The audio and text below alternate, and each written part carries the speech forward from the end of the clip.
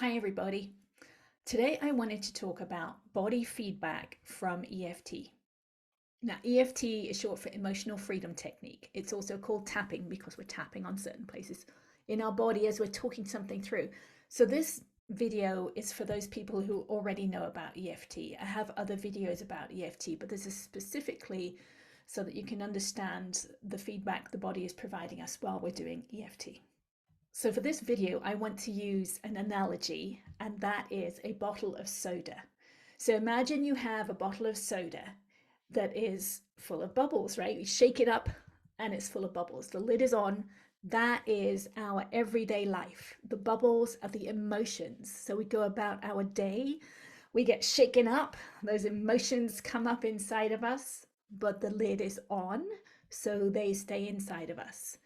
So what EFT is doing, the tapping, is when those bubbles come up, we tap, we take the lid off, and we release the energy stored inside from the bubbles. So we're releasing the carbon dioxide. Then we put the lid on and we go about our life.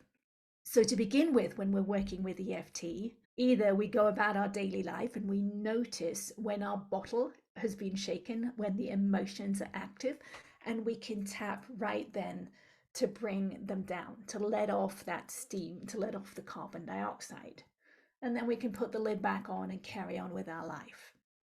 Or if we want to be more proactive, we can start looking at our past traumas, at our childhood, and we can on purpose shake our bottle. We can on purpose find those emotions that are stuck inside, and we can tap and release the energy of those emotions and then put the lid back on. So as time goes by, we shake up our bottle, but the bubbles aren't there. They've been released. So shaking up our bottle the same amount is not going to create the same number of bubbles. We're not going to be as emotional as we were before. In fact, our daily life is going to be more peaceful because we're not going to be shaken up as much. Now, when we start using EFT, the body does provide feedback, which is that release of the energy of the carbon dioxide, of the bubbles being released. And the way it provides feedback is tears. Obviously, will bring up tears that have been stored inside. That is a clear release of energy. But there are other things as well. People will often yawn. Some people will burp. Some people will get really, really tired. A lot of people will sigh. Those are all feedback from your body that that energy is being released. But as time goes by and we've released more and more of that energy, we won't experience that release as much because it's not there. The energy is not there. It's more subtle.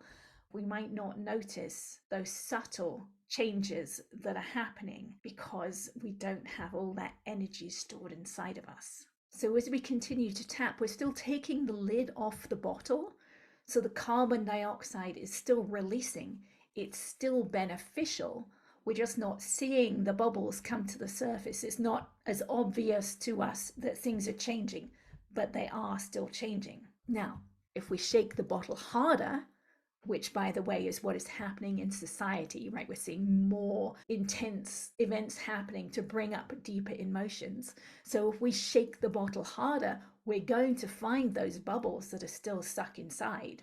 So we can consciously go deeper and try and find the more hidden emotions there and work with them. That we might find tears that have been stored inside that we didn't know were there, right? So we might get that feedback still, but it's going to take shaking that bottle up more to find them. Eventually, we might actually have to try and dig into the bottle itself to find those bubbles that are stuck to the side of the container so that we can release those as well. But even then, they're individual bubbles. We're not going to feel or experience that feedback in the same way, but it is still working.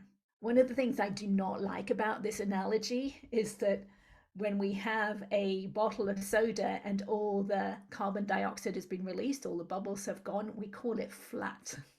That doesn't sit well with this analogy, because inside of us, when we've released all those stored emotions, we're not flat, we're peaceful, we're calm.